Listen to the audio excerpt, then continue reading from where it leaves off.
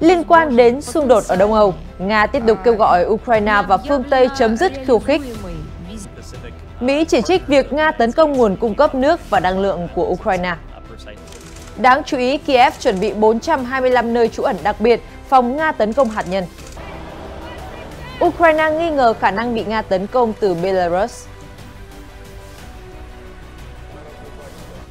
Ở diễn biến khác đáng chú ý, Triều Tiên tiếp tục thử tên lửa đạn đạo gần vùng biển Nhật Bản. Cảnh báo không kích vang lên trên đảo Uleung của Hàn Quốc. Tất cả sẽ được gửi đến quý vị ngay sau đây.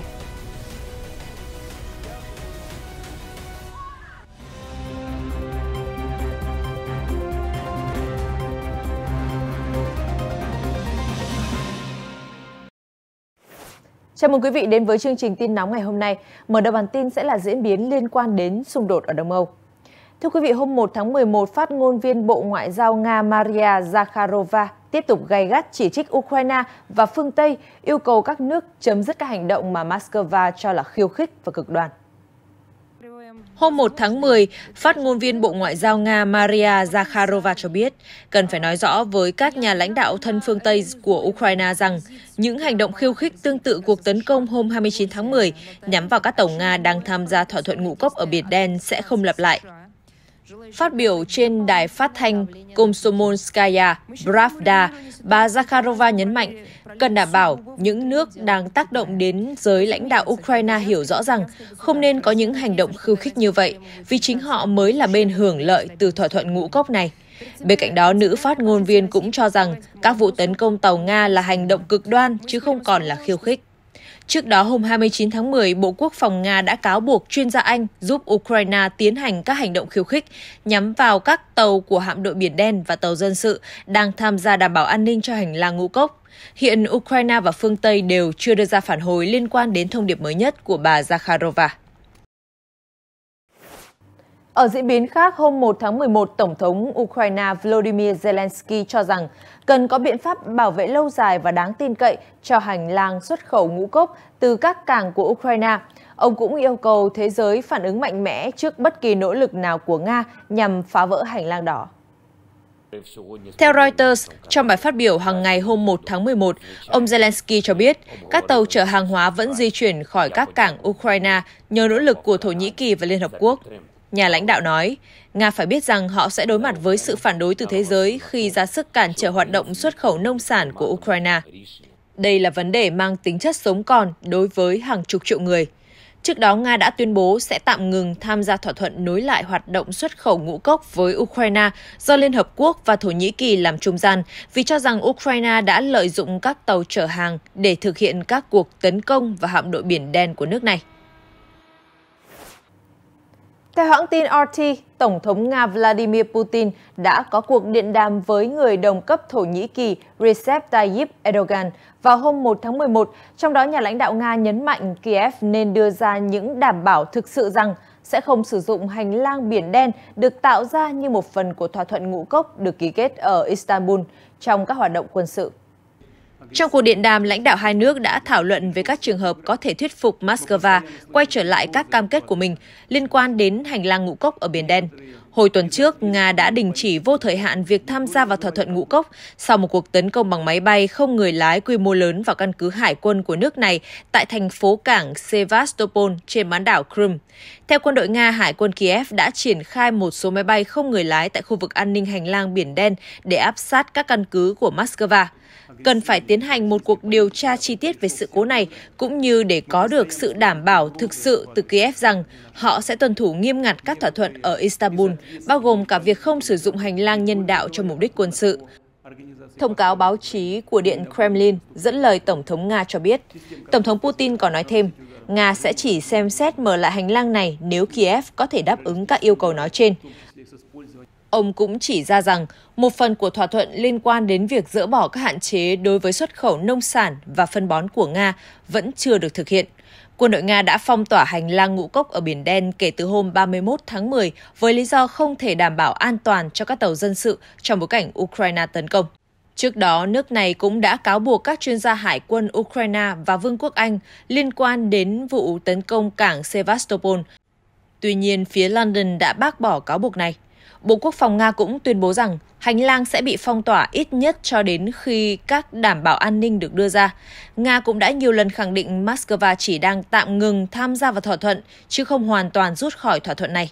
Trước quyết định của Moscow, Liên Hợp Quốc nhấn mạnh rằng việc xuất khẩu ngũ cốc và lương thực cần được tiếp tục, bất kể hoàn cảnh nào và không bao giờ được dùng cho mục tiêu quân sự. Điều phối viên của Liên Hợp Quốc về sáng kiến ngũ cốc ở Biển Đen, ông Amir Abdullah cho biết. Ở một diễn biến khác, hôm 1 tháng 11, phát ngôn viên Bộ Ngoại giao Mỹ Ned Price nói rằng các cuộc tấn công của Nga vào nguồn cung cấp nước và năng lượng của Ukraine khiến người dân nước này khốn đốn là một điều gây sốc và cực kỳ tồi tệ. Thông điệp trên được Mỹ đưa ra sau khi Nga bắn hàng loạt tên lửa vào các thành phố của Ukraine vào hôm 1 tháng 11. Tổng thống Nga Vladimir Putin đã gọi đây là đòn trả đũa cho các cuộc tấn công vào hạm đội Biển Đen hồi cuối tuần qua. Ukraine tuyên bố đã bắn hạ hầu hết tên lửa, tuy nhiên vẫn có một số tên lửa bắn trúng các trạm phát điện, đánh sập nguồn cung điện và nước. Ông Price nói, Nga đã phóng gần 100 tên lửa, tấn công nguồn cung cấp nước và năng lượng của Ukraine. Khi nhiệt độ càng giảm xuống, các cuộc tấn công của Nga càng khiến người dân Ukraine đau khổ. Điều này cực kỳ kinh khủng. Vị phát ngôn viên nhấn mạnh giữa lúc Ukraine nỗ lực khôi phục cơ sở hạ tầng, Mỹ cam kết vẫn sát cánh giúp Kiev giành được chủ quyền và độc lập. Hoa Kỳ đang cố gắng cấp các hệ thống phòng không để Ukraine đẩy lùi các cuộc tấn công của Nga. Mặt khác, theo ông Price, Mỹ cũng đang lo ngại Nga tìm cách mua vũ khí thông thường tiên tiến từ Iran, chẳng hạn như tên lửa đất đối không.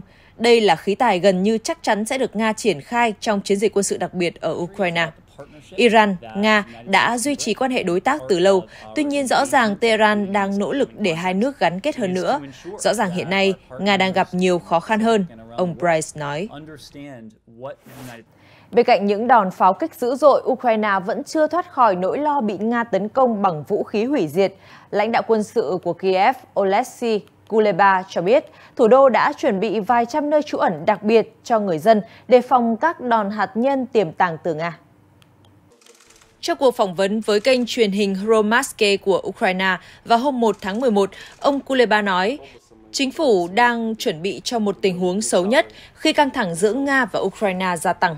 8 tháng qua đã dạy chúng tôi một bài học rằng bất cứ điều gì cũng có thể xảy ra. Là một quan chức, tôi đang chuẩn bị cho tình huống xấu nhất, dù luôn cầu mong mọi thứ sẽ tốt đẹp, ông chia sẻ. Theo ông Kuleba, quân đội Ukraine đã chuẩn bị 425 nhà kho đặc biệt dưới lòng đất trên khắp Kiev.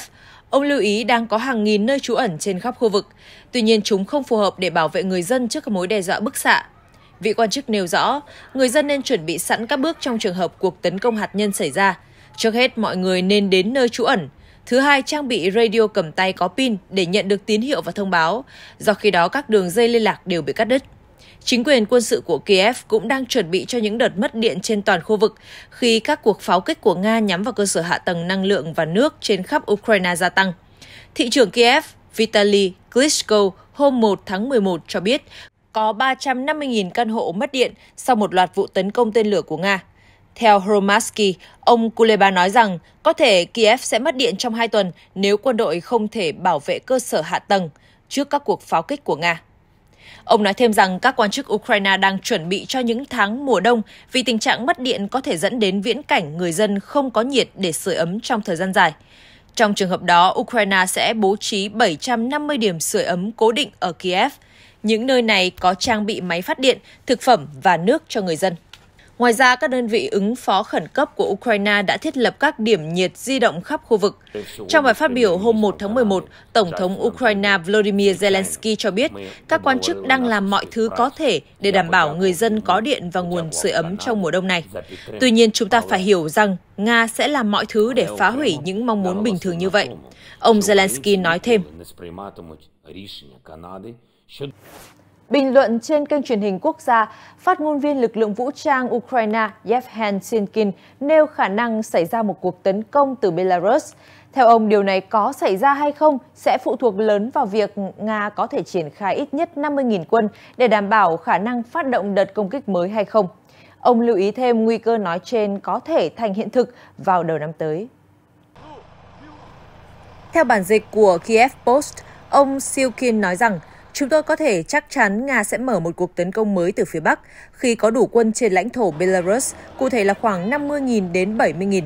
Các bình luận trên được đưa ra vài tuần sau khi các quan chức Ukraine lần đầu công bố thông tin tình báo cho thấy các hoạt động quân sự ở biên giới Ukraine-Belarus đang gia tăng.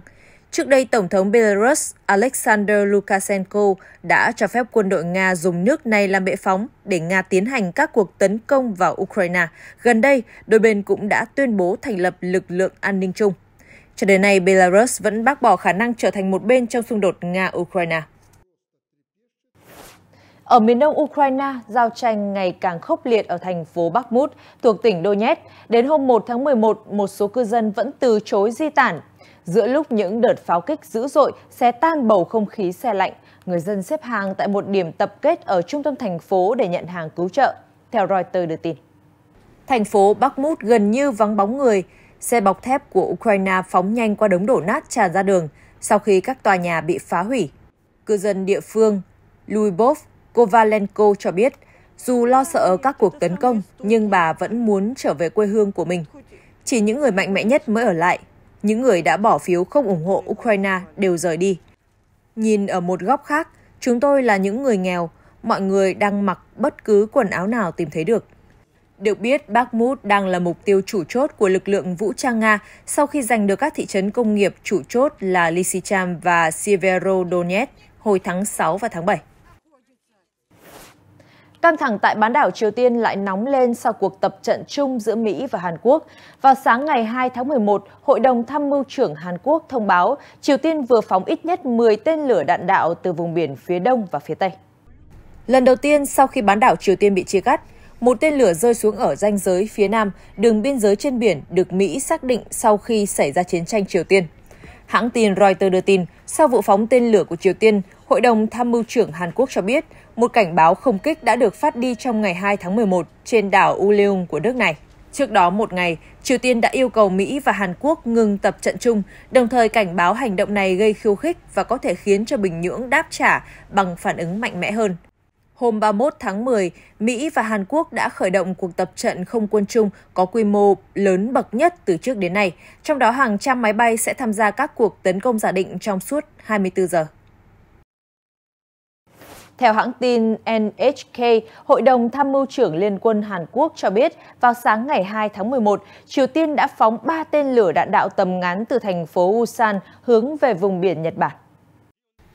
Các quan chức Nhật Bản cho biết các quả đạn đã rơi xuống vùng biển nằm ngoài khu vực đặc quyền kinh tế của Nhật Bản và chính phủ vẫn đang theo sát tình hình. Hãng tin Kyodo News dẫn lời Bộ trưởng Quốc phòng Nhật Bản, ông Yasukazu Hamada xác nhận ít nhất 2 tên lửa đạn đạo rơi xuống vùng biển nằm ngoài khu vực đặc quyền kinh tế Nhật Bản. Ông cũng cho biết không có máy bay hay tàu thuyền nào bị thiệt hại do vụ rơi tên lửa lần này. Kyodo News cho hay cả Hàn Quốc và Nhật Bản đều lên án mạnh mẽ các vụ phóng tên lửa của Triều Tiên. Bộ trưởng Quốc phòng Nhật Bản cho biết Tokyo đã bày tỏ sự phản đối với Triều Tiên thông qua Đại sứ quán Nhật Bản tại Bắc Kinh. Trước đó, Bộ Quốc phòng Nhật Bản từng cảnh báo Triều Tiên đang tăng cường thúc đẩy chương trình tên lửa đạn đạo. Một tên lửa đạn đạo tầm trung được Triều Tiên thử nghiệm từng bay qua lãnh thổ Nhật Bản trong ngày 4 tháng 10. Hiện tại, Triều Tiên vẫn chưa đưa ra phản hồi về vụ phóng mới nhất. Chuyển sang một số tin tức đáng chú ý khác. Theo Reuters, vào hôm 1 tháng 11, nghi phạm tấn công chồng Chủ tịch Hạ viện Mỹ Nancy Pelosi đã ra hầu tòa lần đầu tiên kể từ khi phạm tội. Theo đó, người này bị cáo buộc tội cố ý giết người và nhiều tội danh khác. Tuy nhiên, nghi phạm đã phủ nhận mọi cáo buộc. Ông David Wade DePape, 42 tuổi, đã bị cảnh sát bắt giữ vào ngày 28 tháng 10 khi đang cố gắng tấn công ông Paul Pelosi, chồng bà Nancy Pelosi. Trong phiên điều trần tại Tòa Thượng thẩm San Francisco, ông DePape bị buộc tội cố ý giết người, tấn công bằng vũ khí chết người, trộm cắp, ngược đãi người cao tuổi, giam giữ bất hợp pháp và đe dọa quan chức nhà nước. Các công tố viên cho rằng, với các tội danh nói trên, nghi phạm có thể phải chịu mức án tù tối đa là 13 năm đến chung thân. Tuy nhiên, luật sư của nghi phạm, ông Adam Lipson, đã tuyên bố rằng chúng tôi phủ nhận các cáo buộc. Đồng thời, vị luật sư cho rằng sẽ xem xét một số vấn đề có thể giúp bào chữa cho ông DePape, bao gồm tính dễ bị tổn thương trước những thông tin chính trị sai lệch và trạng thái tinh thần của nghi phạm. Tôi mong muốn được đại diện cho ông DePape và kiên quyết bảo vệ ông ấy để đi đến kết luận công bằng trong vụ này, vị luật sư cho biết. Hôm 1 tháng 11, theo Reuters, ông Jair Bolsonaro đã tránh thừa nhận thất bại trong bài phát biểu đầu tiên sau khi đánh mất ghế Tổng thống sau cuộc bầu cử hôm 30 tháng 10. Nói về các cuộc biểu tình của người ủng hộ, ông Bolsonaro cho rằng đó là kết quả của sự phẫn nộ và cảm giác bất công đối với cuộc bỏ phiếu.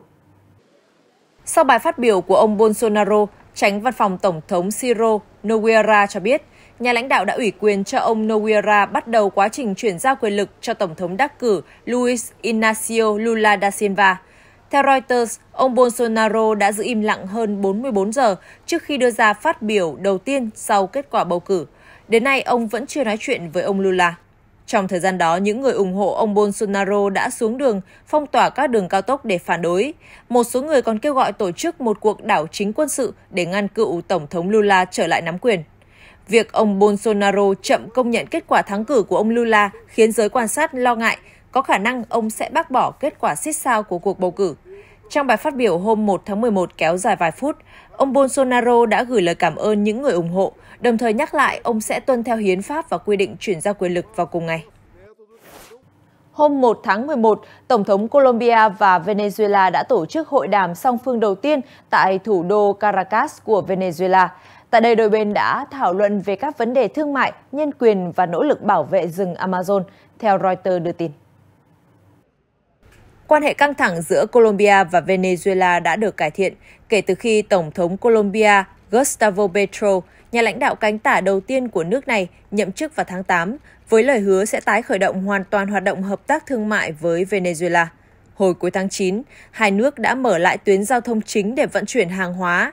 Ông Maduro cho biết, ông đã thảo luận với người đồng cấp Venezuela về quan hệ kinh tế và thương mại. Đôi bên cũng bàn về việc Venezuela trở lại khối thương mại cộng đồng ADIN, CAN, bao gồm Colombia, Peru, Ecuador và Bolivia. Việc Venezuela tái gia nhập CAN sẽ là tin tốt cho Nam Mỹ, ông Maduro nói. Nhà lãnh đạo Colombia cũng kêu gọi Venezuela tái hòa nhập vào hệ thống bảo vệ nhân quyền Liên Mỹ. Tin tức vừa rồi cũng đã kết thúc bản tin ngày hôm nay của chúng tôi. Cảm ơn quý vị khán giả đã quan tâm theo dõi. Xin chào và hẹn gặp lại trong các chương trình sau.